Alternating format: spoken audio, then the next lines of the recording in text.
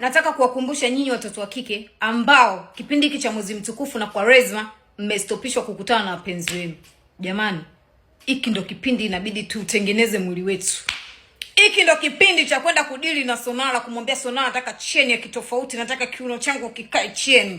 Kwamba huyo mtu siku 30 yuko huko akirudi anakutana na mtoto vitu vya tofauti. Unajua siku 30 nyingi wewe mchumba hajakugusa Hey, sasa hiki ndo kipindi cha kujiandaa.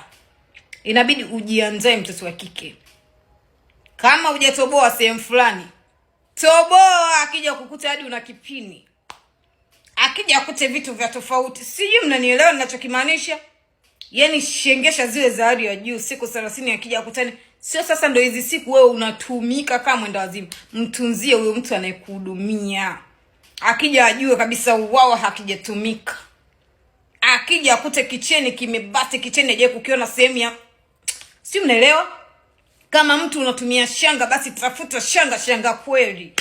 Yaani akiona mwenyewe anacheza makida anasema siku 30 ambazo sija kutumia umekuja kunionyesha wewe ni mwanamke wa tofauti. Na hisi tumeelewana watoto wa kike, tusizubae tu.